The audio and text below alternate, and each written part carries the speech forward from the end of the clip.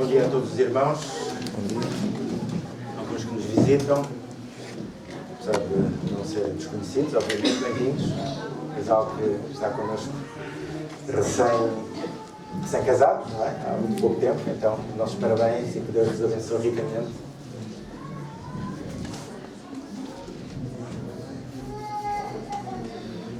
Vamos abrir as nossas Bíblias em Marcos, capítulo 14. Estamos perto de concluir o capítulo 14.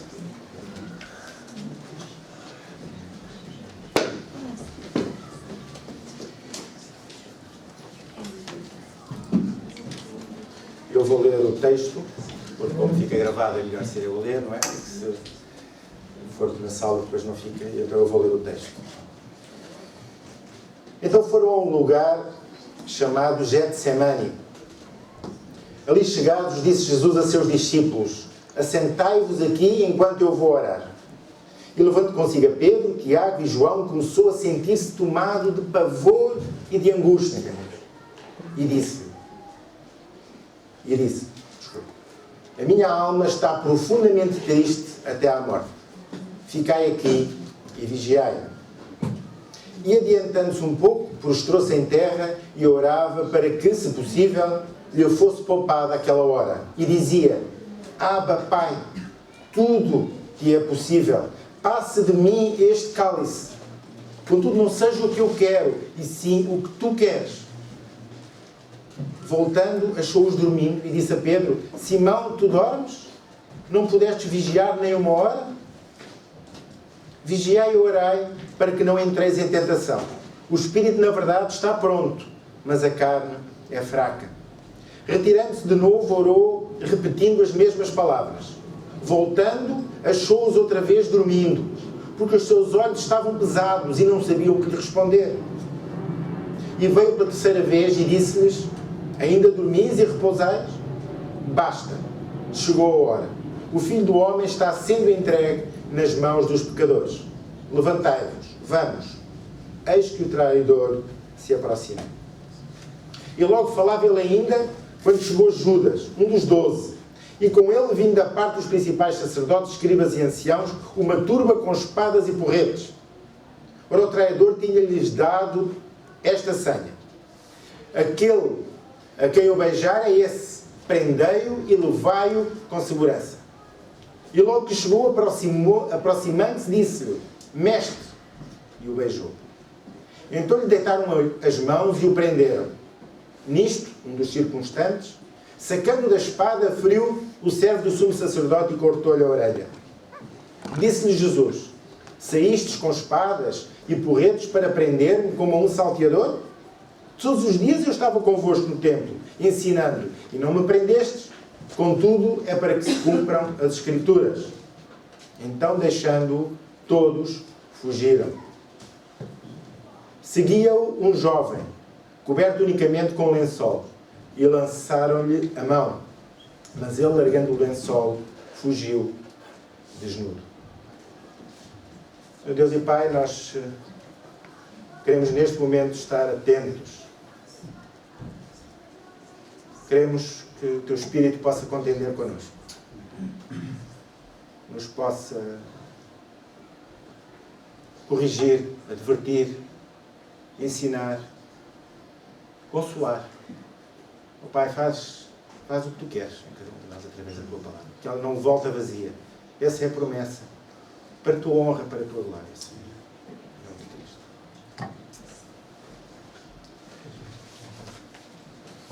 Eu gosto sempre de, quando preparo um texto, ou quando tenho estudado de maneira mais aprofundada, de ver o contexto, de ver onde ele está, tentar perceber porque é que ele está ali, não noutro sítio, o que é que vem antes, o que vem depois. Isto faz parte, enfim, das regras básicas da interpretação de qualquer texto. Se nós vamos ler uma lei, não vamos ler só os 2 ou 3 parágrafos, se a lei tem 10 parágrafos, vamos lê-la no seu conjunto. Provavelmente, se não o fizermos assim, já às vezes é difícil percebê-la, então se não o fizermos assim, então não percebemos nada, provavelmente, do que vamos ler, em alguns aspectos. É a mesma coisa em relação ao texto. E, de facto, parece que Marcos aqui, não sei se era essa mesmo a sua intenção única, havia várias Sabemos que uma delas era claramente expor aquilo que aconteceu, dar o relato dos acontecimentos à Igreja de Roma, na qual a maior parte dos seus membros eram gentios. Não nos esquecemos disto ainda, não é? Havia também judeus, mas havia uma grande maioria de gentios. Eles não sabiam exatamente o que tinha acontecido. Eles não estavam lá. Marcos até esteve lá. Chegaremos lá. Ele tinha estado e era amigo íntimo de Pedro, que tinha convivido com o Senhor Jesus durante todo aquele tempo. Portanto, esta era uma das preocupações principais. Mas parece-me que neste texto, que hoje é o nosso texto, que acabámos de ler, que tem a ver com o Getsemane, que todos nós conhecemos e de que maneira, não é? Já o lemos e relemos, já o ouvimos, enfim. O que mais dizer sobre este texto? A mim salienta-se uma clara linha condutora aqui, em grande parte deste capítulo 14 e no capítulo 15. Nós vemos, então indo um pouquinho mais atrás, nós vemos naquele episódio em que Maria leva lá um vaso de alabastro e derrama sobre a cabeça do Senhor Jesus aquele perfume caríssimo. Maria é sem dúvida, o último ser humano que até o momento, no capítulo 15 de Marcos, versículo 34, o Senhor Jesus refere e diz aquelas palavras interpretadas por eles, achando que ele estava chamando por Elias, mas que queriam dizer: meu Deus, por que me abandonaste? É a última pessoa cujo coração se encontra junto do coração de Cristo, de Jesus. A partir dali, Jesus entra numa caminhada, num corredor de solidão progressiva, de abandono progressivo, em que o vemos cada vez mais só, cada vez mais isolado, cada vez mais abandonado de diferentes maneiras e pelos diferentes tipos de pessoas, até aquele momento em que, na cruz, ele entrega o seu Espírito dizendo essas palavras, em que até naquele momento ele foi abandonado e finalmente sentiu o abandono do próprio Pai. A partir daquele episódio com Maria, que derrama aquele perfume, temos o episódio da Santa Ceia, em que o Senhor Jesus explica aos seus discípulos, come com eles a ceia, e explica-lhes o sentido, o significado. Mostra-lhes o que é que aquela Páscoa que eles comemoravam anualmente queria dizer de facto. Ela tinha sido instituída com o objetivo daquele momento que o partir do pão e o compartilhar o cálice representavam, que era a sua entrega, a sua morte, o seu sacrifício na cruz. Os discípulos não percebiam nada. Os discípulos estavam perto do Senhor Jesus, mas estavam tão longe dele. E isto nós vemos por muitos episódios. Muitos episódios. Eles, de facto, fisicamente estavam ali com ele, mas estavam tão longe. O coração daqueles discípulos estava tão longe. Aquela mulher deu de todo o seu amor, de toda a sua dedicação, mostrou como entendia o coração de Jesus. Como percebia que ele ia morrer e que ele ia morrer pelos seus pecados e ungiu para a sepultura. Os discípulos não. Que mulher maluca. Gastar um dinheirão destes no perfume poderia ser usado de outra maneira. Parece-me que Marcos marca muito a partir dali. Parece-me. Pelo menos isto encontra-se no texto. O Espírito provavelmente nos quer transmitir também isto através da pena de Marcos. Não só isto, mas também isto. E há, de facto, um fio condutor. Ainda bem que a Mária nos compartilhou. Espero que mais irmãos tenham esta espontaneidade da Mária de compartilhar connosco experiências, porque sabem, eu já temia que ninguém reparasse que havia um fio condutor entre questões que lá vêm de trás, da intimidade em que eu estava lá, e estou tão convicto e tão necessitado disso quanto cada um de vós. Eu não estou a dizer que nós é que somos não somos arquitetos de coisa nenhuma, não somos engenheiros de nada. Deus, o Espírito, espero que nos tenha conduzido a todos nós neste percurso, ao longo destes anos, que nos têm levado, por um lado, há algum tempo, a falar sobre a questão da intimidade, e noutros a falar de outras questões, e que nos permitem que alguns, e ainda bem que a Mary o disse, percebem que aqui há um fio condutor, que ela usou este termo também, que eu tinha também já escrito em relação à situação de hoje. Há um fio condutor, e porquê? Porque eu espero que aquilo que nós tínhamos trazido para já, e sempre à Igreja, tinha sido a Palavra de Deus, e sabe, a Palavra de Deus tem um fio condutor, ela não se pode contradizer, ela não diz uma coisa de um lado e diz outra e se desdiz do outro. Por isso, se nós estamos realmente falando da palavra, certamente vamos encontrar fios condutores em todas as palavras, as pregações, e assim eu espero. Espero que o encontrem também. Então, há este progressivo abandono. Os discípulos, a seguir à questão da Santa Ceia, estou ainda no contexto imediato, não é? Antes, anterior, logo a seguir à Santa Ceia, o Senhor Jesus diz-lhes: vocês vão me abandonar. É logo que aparece em Marcos.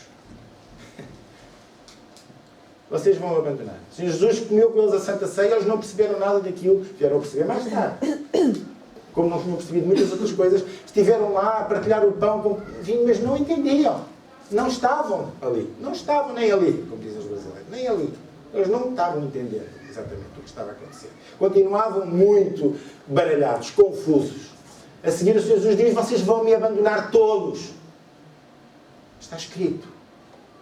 E lhes aponta o texto que fala sobre isso. Mas Pedro não. Porta-voz de todos, porque todos depois disseram o mesmo no fim. Pedro não é? Pedro o contradiz. Pedro nega. Pedro o desmente. Não, tu estás a mentir. Não foi isto, mas qual é a diferença? Que pretencioso que Pedro era. E os discípulos todos afirmaram no fim o mesmo. O Senhor Jesus acabava de dizer. O Senhor Jesus já tinha dito que as minhas palavras nunca hão de passar. Tinha dito para eles, vejam bem onde eles estavam. Eles ouviam, eles estavam perto de Cristo, mas não ficava. O coração deles estava longe de Jesus. Então eles têm esta atitude de dizer: não, mestre, não penses nisso, nós vamos contigo até à morte. E então entramos no jardim do Getsemane.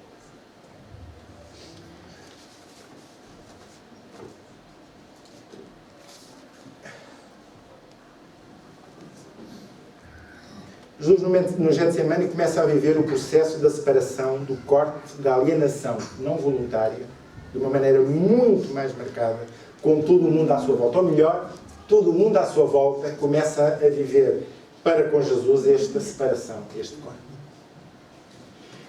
E se até aqui nós percebemos que os discípulos estavam perto, apesar de não perceberem nada, mas estavam ali próximos, vemos aqui no Getsemane a descrição destes acontecimentos.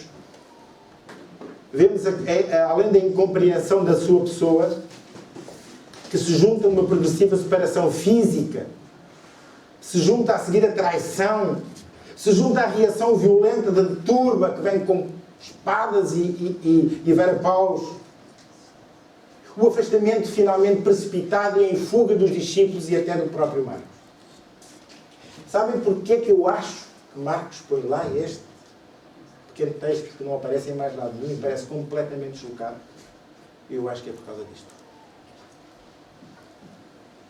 Marcos quer mostrar, parece-me a mim, ao Espírito através de Marcos, desde aquele episódio em que a mulher Maria, sabemos que é Maria, todos os textos, derrama aquele perfume, em que é o último momento em que Cristo tem alguém coração com o seu coração, até 15:34, Marcos quer dizer que até eu o abandonei. Até eu o deixei só. Até eu o deixei entregue à sua sorte. Mas isto é a minha interpretação. Não li isto em lado nenhum. Saberemos um dia. Outros acham e dão outras interpretações válidas, interessantes. Mas poderá ter alguma lógica neste contexto. O contexto, depois, a seguir ao nosso texto de hoje, porque o nosso texto de hoje vai só até este episódio em que Marcos, e já estou a desvendar que é Marcos, não é? Mas todos já sabem, que é Marcos, que aparentemente se retrata ali naqueles últimos 2 versículos. O episódio a seguir é o Senhor Jesus completamente só, já sem ninguém ao seu lado, a ser maltratado. Porque os momentos em que alguém se aproxima de Jesus é para o maltratar a partir dali. Depois da fuga daqueles que são os seus, a sua família, aqueles que ele tinha tocado ao longo do seu ministério, representado pelos seus discípulos e pelo próprio Marcos. Depois da fuga desses, os únicos que ficaram e os únicos que contactam com Jesus já só é para lhe fazerem judiarias. Acusam-no da verdade. Ele é levado à cruz pela verdade e por falar a verdade. Acusam-no dele. O que o leva à cruz é porque ele diz, porque era verdade, que ele era um Cristo.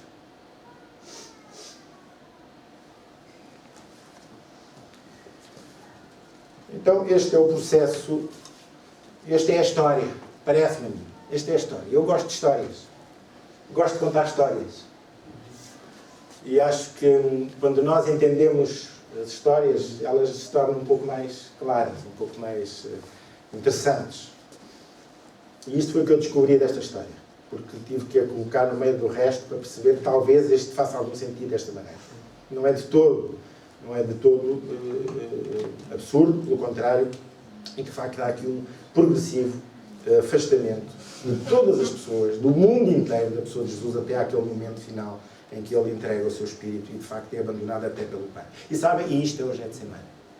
O Getsemane é a consciência plena da pessoa de Jesus.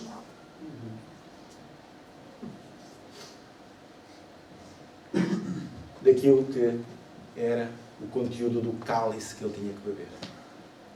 E é a antecipação do conteúdo daquele cálice que ele tinha que beber que o deixou naquele estado tremendo em que nós o vemos no Getsemane.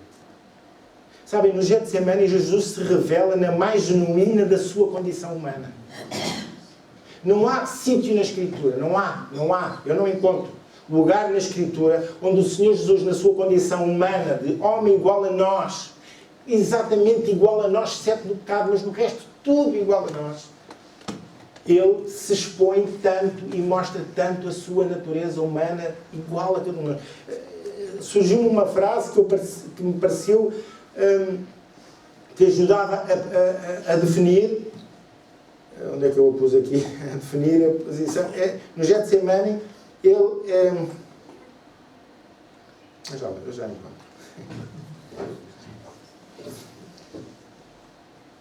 Na sua condição humana mais genuína, frágil, limitada, sofredora, e definida por quê? Por palavras como esta, ele estava numa angústia até à morte. E todos os outros textos, quer Mateus, quer Lucas, falam disto. Não é só Marcos. Angústia até à morte. Ele diz, Marcos é o único que refere a palavra pavor. Ele estava num pavor. E nós, isto é muito humano.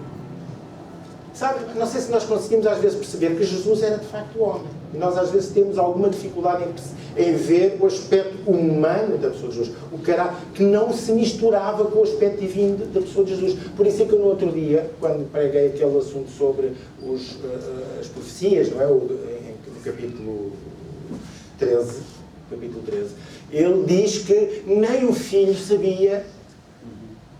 E porquê que o Filho não sabia? Então, mas Jesus não é Deus?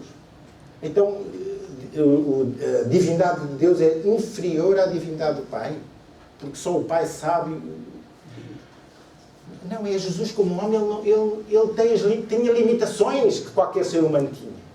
Ele precisava de dormir, como nós já temos tantas vezes dito. Precisava de comer, precisava de beber líquidos, senão iria morrer.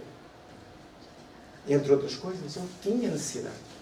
Ele estava num pavor, diz aqui a Escritura. No Getsemane, realmente, o Senhor Jesus se nos apresenta com a mais genuína da sua condição humana. Estas palavras denotam uma profunda perturbação emocional. O texto que eu leio novamente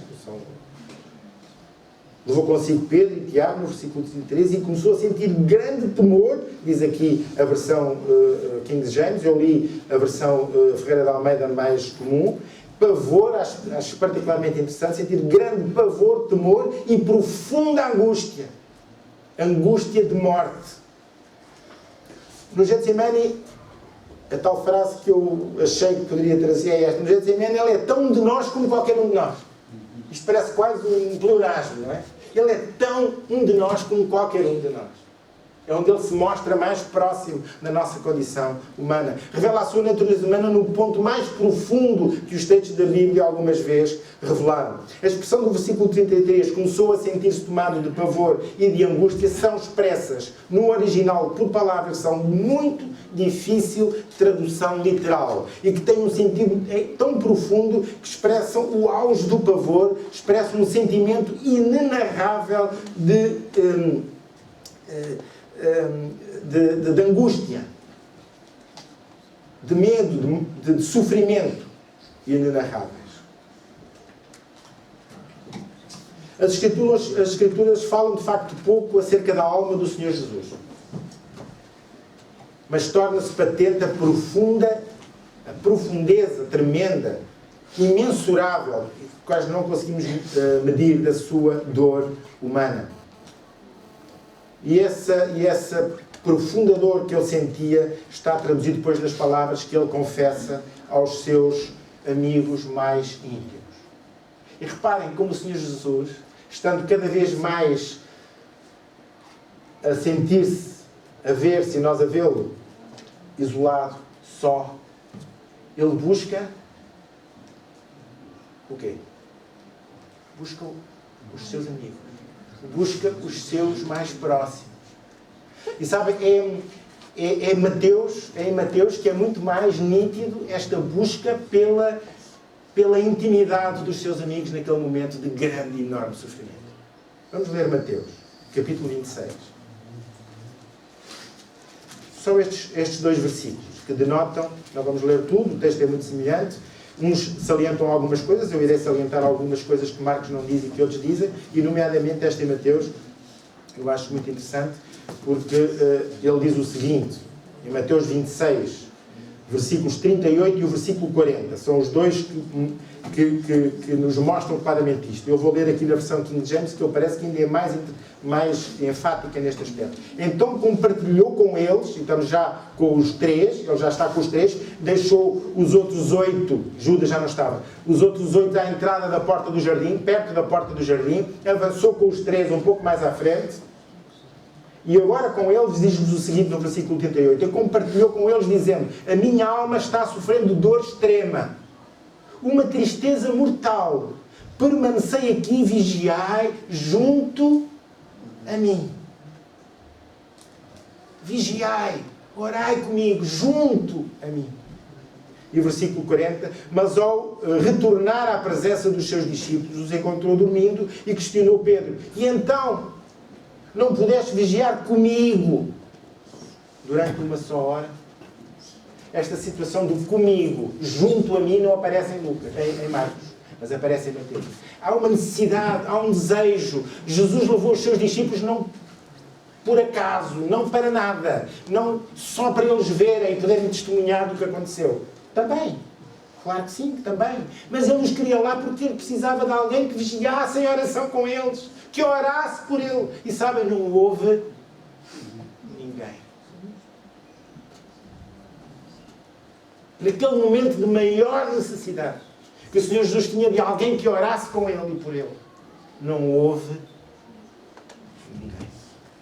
Mesmo tendo pedido para o fazerem, mesmo tendo levado os seus amigos mais especiais para junto dele, a distância a que ele ficou era uma distância, segundo Lucas, não tem erro, tiro de pedra, que dava para ouvir e ver exatamente tudo o que aconteceu.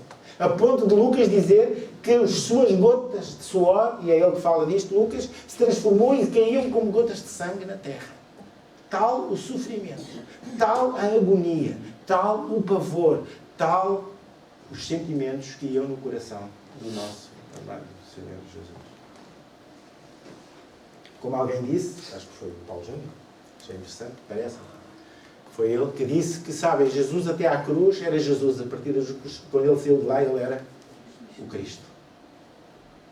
Jesus aqui é Jesus. Jesus aqui ainda não é o Cristo. Pode ser blasfémia. Claro que ele era Cristo. Mas compreendem, o que está aqui É a pessoa de Jesus na sua humanidade mais transparente, mais genuína, mais próxima de nós. É esta a imagem que nos transmite. É como a moeda de 2 euros tem aquela caravela, acho que é uma caravela que tem, não é?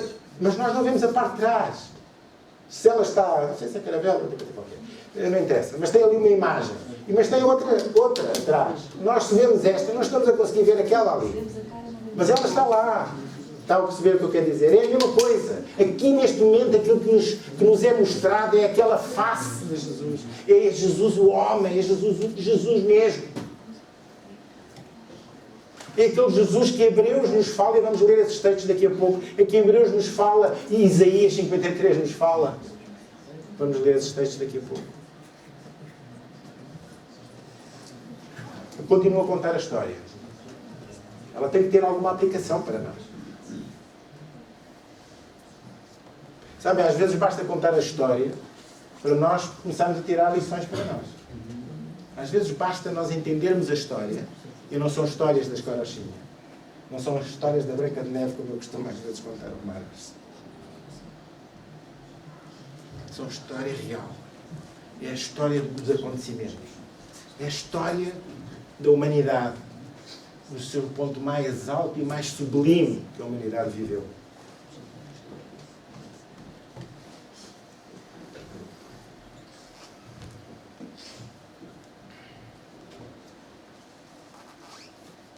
Neste momento de tanta dor, ele procura e busca o apoio humano, o ombro amigo, alguém que com ele e por ele possa orar.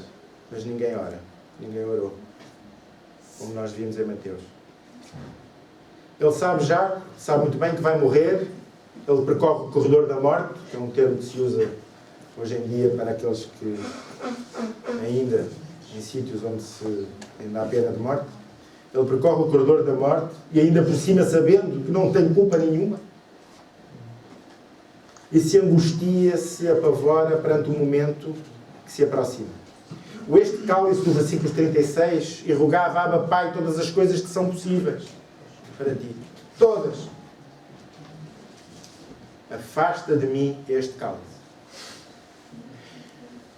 Sabem, a natureza humana de Jesus tinha uma vontade que não era exatamente a mesma que era a vontade do Pai.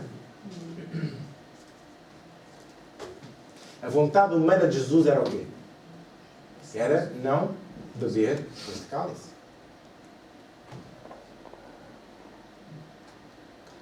Sabem, temos um Senhor e Salvador que nos conhece tão bem. Que em tudo foi tentado e provado. Tudo tentado na Bíblia em relação a esta questão do Senhor Jesus é tentado no sentido mais amplo. Não é só tentação demoníaca. Tem a ver com tudo aquilo que põe à prova a nossa fé, a nossa confiança, a nossa dependência da pessoa de Deus. A nossa obediência à vontade de Deus. Tudo aquilo que tem a ver com pôr em causa ou desafiar a nossa obediência à pessoa de Deus é a tentação, quando aparece este termo. Está bem? Então Jesus é tentado. E aqui há uma luta espiritual que está acontecendo no Getsemane. Tal como houve no deserto, ele está a travar a sua luta final. Aqui. É a luta final contra Satanás. Sem dúvida.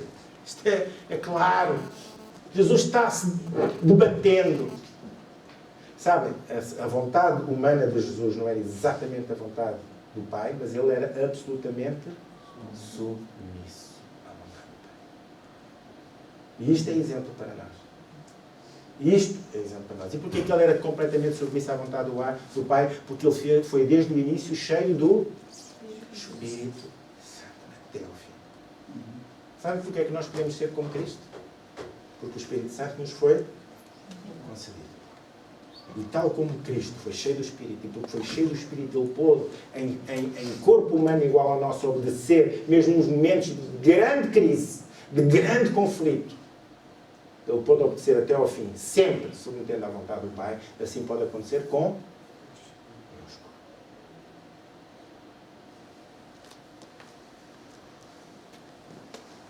o cálice. Este cálice nunca será possível sondar toda todo o significado do cálice, do qual Jesus recuou com tanto terror e horror. É certo que vai muito para além do mero sofrimento físico. Vai para além. O cálice que ele não queria beber não era o dos pregos pregados nas mãos e nos pés. Não era aquela dor. Porque senão teria havido muitos ao longo das épocas. Poderíamos considerar que houve ao longo de todas as épocas, até aos nossos dias, inclusivamente, mártires que teriam sido mais corajosos do que o Senhor Jesus. Logo, não é? Ainda há. Quer dizer, todas as épocas. Em todas as épocas houve mártires que deram a sua vida desabridamente em nome do Senhor Jesus e sem... Não é? Mas não é isto. O pavor, o horror do Senhor Jesus vai muito mais... Nós nunca podemos imaginar, porque o Senhor Jesus, ele era sem pecado. Ele era sem culpa. Ele ia carregar sobre ele os pecados de toda a humanidade, de todos os tempos, até ao fim. Ele se fez pecado por nós. Ele é exposto à ira de Deus contra o pecado de uma maneira que beber o cálice era algo que ia, como eu disse, muito para além da dor física. É difícil definir isto. Mas podemos entender, se percebermos que vai muito para além. É aquele sofrimento de levar sobre ele, injustamente, o pecado de toda a humanidade. Daquela separação da pessoa de Deus, do julgamento da pessoa de Deus, da injustiça de todos os homens sobre ele. De certo modo, a própria injustiça de Deus sobre ele, mas que teve que acontecer, senão a justiça de Deus vinha aqui sobre nós.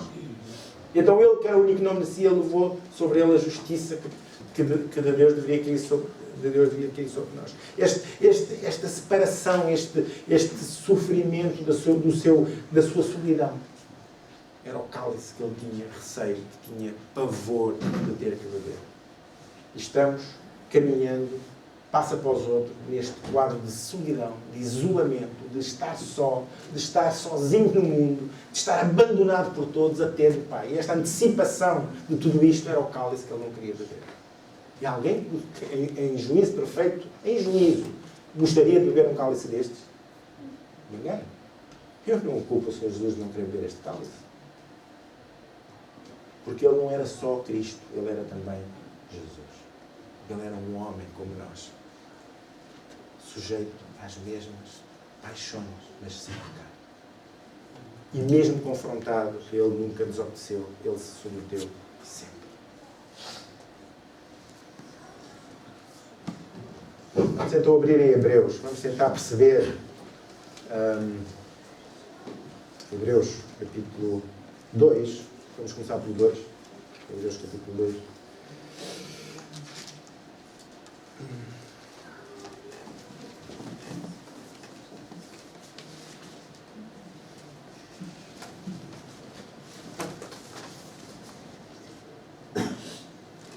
Diz assim, Hebreus 2:9. Mais a versão Ferreira de Almeida mais rica do que mais interessante do que propriamente a King James, por isso eu vou ler a de Ferreira de Almeida. Vemos, todavia, aquele que por um pouco, tendo sido feito menor que os anjos, por causa do sofrimento da morte, Jesus foi feito menor que os anjos. Estão a ver? Jesus não foi sempre só Deus. Ele era sempre Deus. Ele foi sempre Deus. Mas esteve junto com ele, sem se misturar a outra natureza que era menor que a dos anjos, por causa do sofrimento da morte. Do sofrimento da morte. Foi coroado, no entanto, de glória e de honra, para que, pela graça de Deus, provasse a morte por todo o homem. Ele teve que passar o Getsemane. Ele teve que passar este tempo de solidão. Ele teve que passar este horror, este pavor todo que ele nos define na sua palavra, para que o homem não tivesse que beber uma gota só daquele cálice.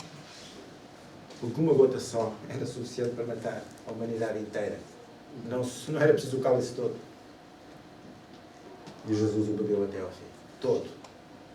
A ira de Deus sobre ele. Outros textos em Hebreus, Hebreus capítulo 2 ainda, podemos ainda ler no capítulo 2 um pouquinho mais à frente. Diz assim no versículo 17 e 18: por esse motivo era vital, estamos ainda no Hebreus 2, por esse motivo era vital que ele se tornasse semelhante a seus irmãos, em todos os aspectos. Cá está, ele foi semelhante aos seus irmãos, a nós, a mim, em todos os irmãos, em todos os aspectos, a fim de que pudesse constituir-se sumo sacerdote misericordioso e leal em relação a Deus, e pudesse realizar propiciação pelos pecados do povo. Considerando, portanto, tudo o que ele mesmo sofreu quando tentado, ele é capaz de socorrer todos aqueles que, semelhantemente, estão sendo atacados pela tentação. E já expliquei o sentido de tentação. Está bem? É um sentido mais amplo do que só a tentação demoníaca, a tentação para pecar. Direta, aquela tentação. Não é? É mais do que isto. Portanto, tudo o que ele mesmo sofreu quando tentado, por isso ele é capaz de socorrer todo aquele que está passando pela tentação. Estão a ver porque é que ele teve que passar pelo Getsemane? Estão a ver porque é que ele teve que passar por todo este percurso terrível, horrível, pavoroso? Porque, estou a usar palavras de Marcos, pavoroso. Havia um propósito. Mas este propósito custou um sofrimento tremendo à alma do nosso Senhor Jesus. Ele estava profundamente angustiado até à morte por causa deste cálice. Hebreus 4, um pouquinho mais à frente, continuamos em Hebreus 4, 15, 16, palavras que são semelhantes, de alguma maneira complementam. 4, 15, 16. Pois não temos um sumo sacerdote que não seja capaz de compadecer-se das nossas fraquezas, mas temos o sacerdote supremo que, à nossa semelhança, foi tentado de todas as formas, porém sem pecado algum. Portanto, acheguemo-nos com toda a confiança ao trono da graça, para que recebamos misericórdia e encontremos o poder que nos socorre no momento da necessidade. Temos um sumo sacerdote que em tudo foi tentado e por isso pode compadecer inteiramente de nós.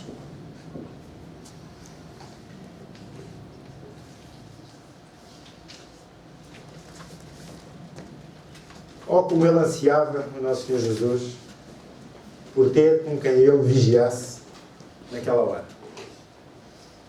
Oh, como nós apreciamos quem tenha, quem esteja connosco, vigiando e orando nas nossas horas. Apreciamos ou não? Costumamos fazer isto uns pelos outros ou não? Sabem? Uma coisa é... Eu estou tão incluído nisto como cada um. Eu espero que esteja e se sinta. Tão. Talvez nós somos muito lestos a dizer eu vou orar pelo irmão, eu vou orar por si. Mas será que vamos mesmo? Será que depois nos lembramos? Será que depois cumprimos o compromisso? Quantas vezes temos pecado nesta área? Quantas vezes nós temos prometido que oramos por aquele irmão, por aquela irmã e os afazeres, as coisas, os tempos, os trabalhos... É verdade. Eu falo por mim. Não sei se... Espero que não. Se cada um de vós está... Eu estou contente porque então me será para mim. Irmãos, somos às vezes muito lestos. Como Pedro. Não há diferença nenhuma. Oh, irmão, fique descansado. Vou consigo até à morte.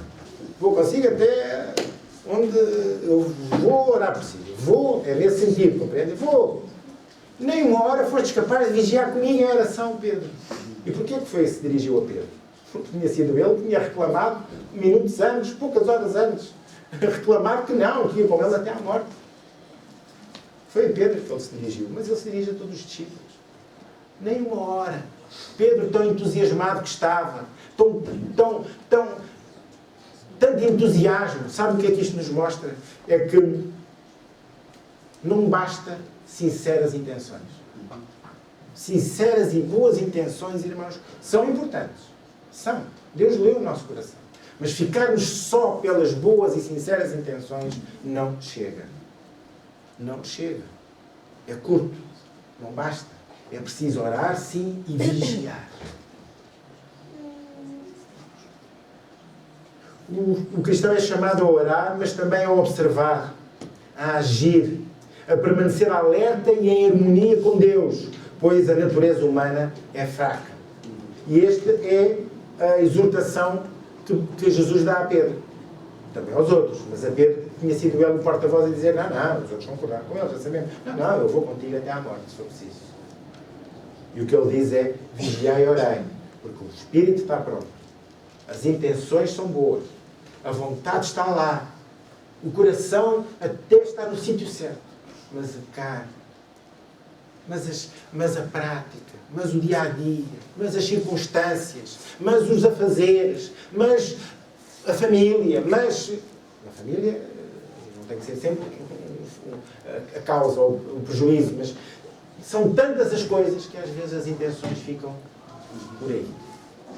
Elas são boas, de facto. Mas orai e vigiai. E o vigiar tem este sentido, é de observar, de agir, de permanecer alerta e em harmonia com Deus, pois a natureza humana é, de facto, fraca. E se é triste, e vai ser triste, a fuga deles, dali a pouco, não foi menos triste a atitude deles nesta hora de tanto sofrimento do Senhor Jesus. Não foi menos triste. E uma vez, e duas vezes, e três vezes, do ponto do Senhor Jesus dizer, basta, vamos, chegou a hora. Jesus só. Tão perto dele estava. Mas tão só ele estava. Já estava tão só aqui. Tão só. E então, a seguir... Mas apesar de tudo isto, podemos dizer, ok, isto vai acabar mal. Mas a história não acaba mal. Aparentemente. E sabem, o ponto de viragem, a chave do Getsemane, que é a chave para as nossas vidas. Se nós já percebemos que o Senhor Jesus, na sua humanidade tão genuína, tão extraordinária que se nos é apresentada aqui, em que Ele se expõe desta maneira, em que nós, talvez como em nenhum outro sítio da Escritura, o vemos tão próximo de nós, da nossa condição, que a própria Hebreus desenvolve isto com textos que nós acabámos de ler e poderíamos ler outros. Ele está ali tão próximo de nós. Ele tem esta atitude, este desejo de ter os seus amigos com Ele, de que orem por Ele, de orar com os outros, de estar em luta e estar em luta espiritual. Mas há o ponto de viragem. Isto não se fica pela angústia, pelo sofrimento, pelo cálice, pelo horror. Porque nós vemos o Senhor Jesus sair deste texto, deste episódio, deste bocadinho da história que continua. Ele sai sereno. Ele sai vitorioso. Ele sai com a cruz já levantada. Ele só ainda não subiu à cruz. Mas a cruz, a partir do momento em que ele diz o seguinte, e vamos ler outra vez. Abba, Pai, todas as coisas que são possíveis, versículo 36, para ti. Afasta de mim este cálice. Todavia, não seja o que eu desejo, mas sim o que tu queres. E foi no momento em que Jesus se debateu com a vontade de Deus. Melhor, ele se debateu com a sua vontade para a submeter, finalmente, inteiramente à vontade de Deus. E foi neste momento de luta em que Satanás estava tentando o último momento, o último recurso para impedir que ele chegasse a subir à cruz. A ponto de ele ter dito em Mateus, mas vocês acham que se eu pedisse ao meu Pai 12 legiões, ele não me vinha libertar? Era alguma coisa impossível a Jesus o Cristo? Nada. Nada. Mas a Jesus era impossível ele não passar por isto.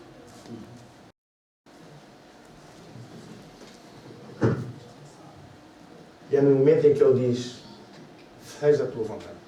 Eu submeto inteiramente à tua vontade.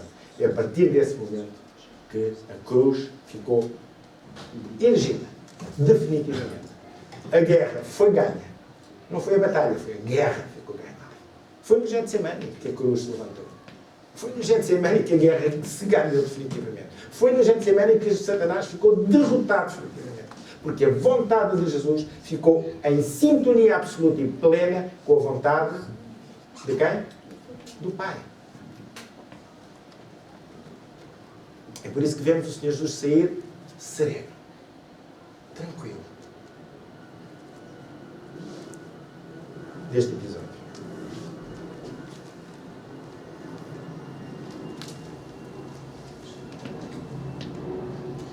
A vitória da cruz foi ganha de antemão, e isto estou a citar algo que eu li, escrito por comentadores, ganha de antemão em vigilância e oração no jardim do Getsemane, permitindo a partir dali que ele fosse vitoriosamente ao Calvário. A partir dali, ele foi vitoriosamente ao Calvário. Satanás introduziu o pecado e a morte. Sabemos, não é? Isaías 14 fala-nos disto, da queda de Satanás, do que aconteceu para que ele caísse, a desobediência dele. Então ele introduziu o pecado e a morte, estribando-se na sua própria vontade, em fazer a sua própria vontade contra a vontade de Deus. E isto ele instigou no homem. E a partir do jardim do Éden, quando Adão e Eva deixaram de fazer em sintonia, estar em sintonia com a vontade de Deus e passaram a fazer a sua própria vontade, sabemos que veio a condenação, veio a morte. A aceitação da vontade de Deus é sempre uma vitória, enquanto o exercício da vontade própria nos leva infalivelmente para a derrota. E foi isto que aconteceu no Getsemane. Jesus tinha tido a oportunidade de não fazer a vontade do Pai. Ele era homem. A sua vontade não era beber aquele cálice. A sua vontade de Jesus, da condição humana, era um cálice que já vimos demasiado horrível de ser bebido. Mas ele se bebe. E é aqui que há um ponto de viragem. Esta é a chave de todo este acontecimento dramático, tremendo, em que vemos o Senhor Jesus neste percurso em que várias coisas estão a acontecer. Ele está cada vez mais a ficar só. Ele é um elemento estranho a toda a humanidade, até os próprios discípulos. Todos estão pouco a pouco saindo de perto dele, todos estão abandonando o Senhor Jesus e ele se degladiando sozinho e sai do jardim com estas palavras: levantai-vos, pois, e vamos. Ele vai de encontro. Passar o monte para o outro lado, ele estava no pé do monte, virado para Jerusalém, o monte onde este jardim se encontra está virado para Jerusalém. Era só andar um pouco e ele ia para o outro lado, ia seguir ao deserto. Não podia ter fugido. Não precisava. Mas ele sabia que Judas conhecia aquele local. Jesus tinha ido muitas vezes com os seus discípulos ali, orar, ensinar, provavelmente, fazer muitas coisas com eles ali. Talvez até comer, como nós fazemos piqueniques, não é? Se calhar, provavelmente. Jesus conhecia muito bem aquele local. Por isso, Judas apareceu ali. Ele não apareceu ali por acaso. E porque Jesus sabia que Judas ia para naquele local, ele foi de encontro a Judas naquele local. Foi lá. Não fugiu para o outro lado. Não galgou o monte e fugiu para o deserto da Judeia, que está a seguir o monte, logo ao lado. Não, vamos, levantemos, vamos. Eis que chegou aquele que me está a ver. Vemos a serenidade, a paz. Sabem, quando nós estamos em plena vontade de Deus na nossa vida, há o quê? Há isto. A paz, a tranquilidade, a serenidade. Mesmo perante as dificuldades e as circunstâncias mais difíceis, mesmo perante a dor, mesmo nos momentos alegres, mas também mesmo nos momentos tristes, mesmo nos momentos de dor, de sofrimento, de pavor, de angústia, de morte, há serenidade. Sabe, a partir deste momento, e eu estou a acabar agora rapidamente, porque penso que o Jardim do Getsemane, o texto, o episódio do Getsemane é fulcral a estes acontecimentos finais, todo o Evangelho, mas estes acontecimentos finais. A partir deste momento em que Jesus tinha ganho a guerra, em que a cruz já foi erigida, em que Satanás estava definitivamente derrotado, já não há traição que o atemorize. Já estava prevista, estava profetizada, estava anunciada. Ele próprio tinha anunciado ao traidor. Tinha dado várias oportunidades ao traidor de se arrepender. Não quer dizer que não doeu. Não quer dizer que ele não sofreu porque foi traído por aquele homem. Um amigo que punha a mão no prato com ele. Não estou a dizer isto. Mas já não há mais temor em relação à traição. Já não há mais temor em relação à rejeição violenta da turba armada e assanhada contra ele, que veio com espadas e cacetetes. Vieram para quê? Vieram prender um salteador, vieram prender um revoltoso, que era mais este o sentido da palavra que Jesus usou, a pergunta que lhe faz, era um revolucionário, um revoltoso. Estive convosco todo o tempo, lá no templo, vos ensinando, porque não me aprenderam nessa altura. Já nada mais perturba o Senhor Jesus. Ele está calmo, está tranquilo. Está tão calmo e tão tranquilo que mesmo perante aquela atitude intempestiva de Pedro, de cortar a orelha lá do servo, achando que pela espada iria conseguir alguma coisa, o Senhor Jesus cura o servo, sabemos. Lucas nos fala disto, é o único que nos fala disto. Ele toca a orelha, cura. Preocupa-se com o servo, está tão sereno, tão tranquilo. Neste momento. Já não há mais gotas de sangue a correr na sua face. Já não há mais angústia até à morte no seu coração, como houve momentos antes. E finalmente, já nada o atemoriza, nem sequer a fuga dos seus discípulos, também anunciada, que é o que acontece.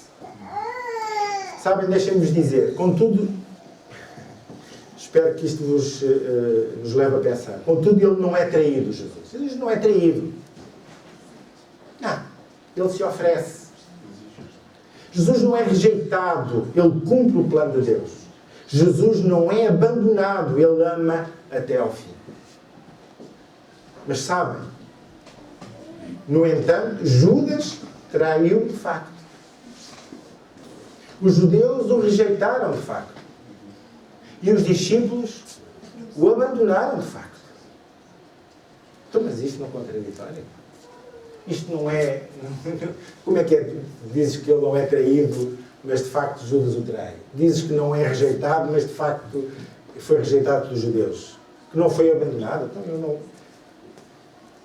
Sabe, é esta aparente contradição que podemos... É nestas tantas aparentes contradições como esta, podemos entender como coabita e convivem, se entrecruzam os desígnios, a soberania, a presciência de Deus e a responsabilidade e o arbítrio dos homens, ao longo de toda a história da humanidade. Podemos perceber um pouco, porque eu não consigo perceber na totalidade.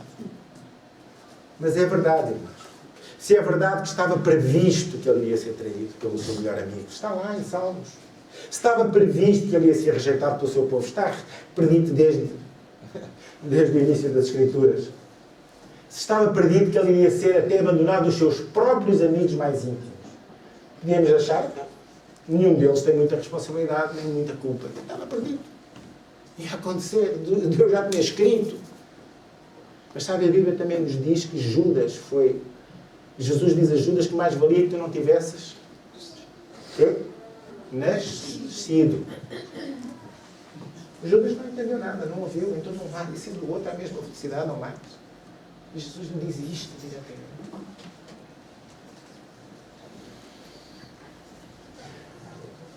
Ele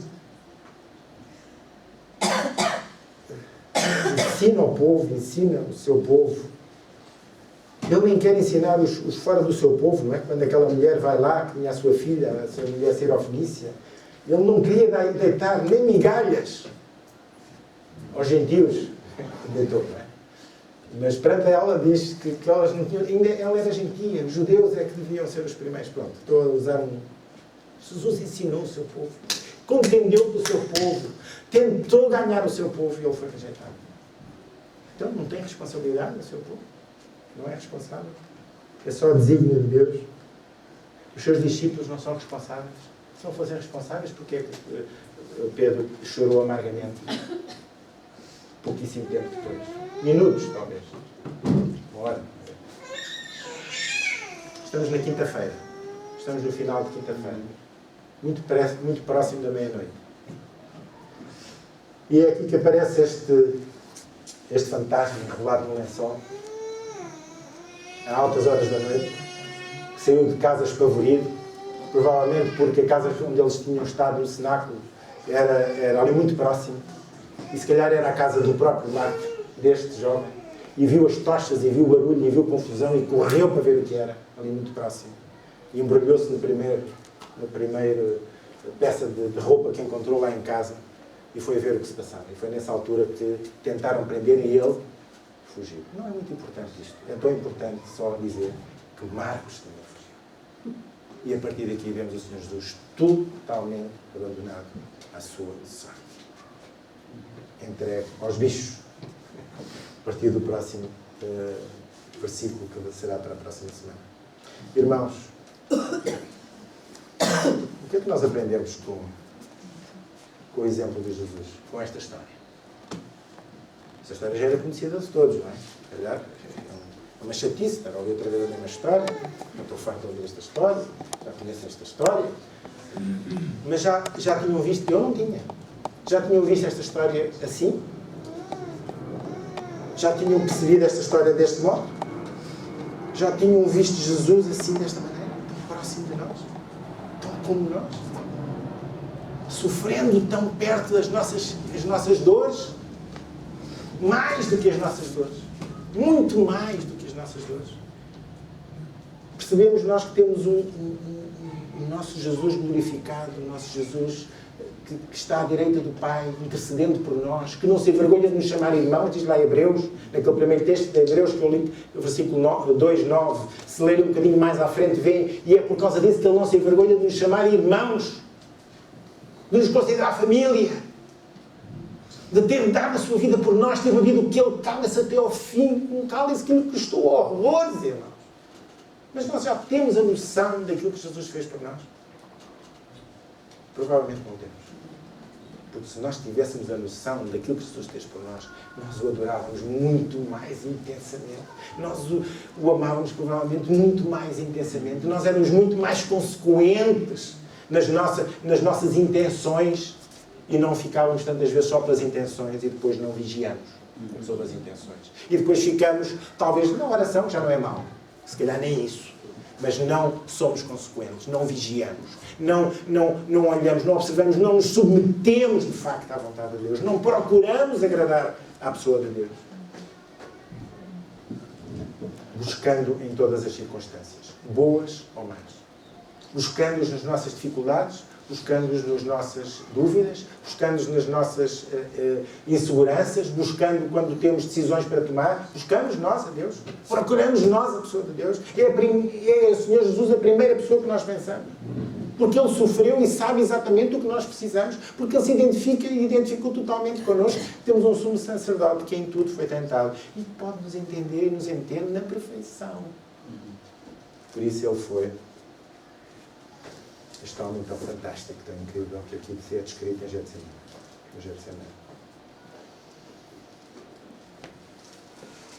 Então, irmãos, procuremos fazer a vontade do Pai.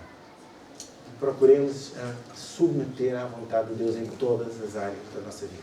Isto é o ponto fulcral para a maioria de nós, nas maioria das circunstâncias difíceis em que cada um de nós se encontra. E sabem, procurar a vontade do Pai, às vezes é aceitar as nossas circunstâncias. Às vezes é chegar ao ponto de aceitar as nossas dificuldades. Às vezes, e muitas vezes, porque foi com Jesus que aconteceu. O submeter à vontade do Pai não foi ser liberto daquele cálice. Foi beber aquele cálice até ao fim. Até à última gota. E para nós pode ser o ter que beber aquele cálice até à última gota. Estamos nós disponíveis para isto, mas estamos nós mesmos. Pergunto, estamos nós mesmos disponíveis, capazes? Ou somos como Pedro? Sim. Mas depois, quando chega o momento das intenções, não passamos. Compreende? Estamos nós dispostos a beber o cálice que Deus nos der a beber até à última gota.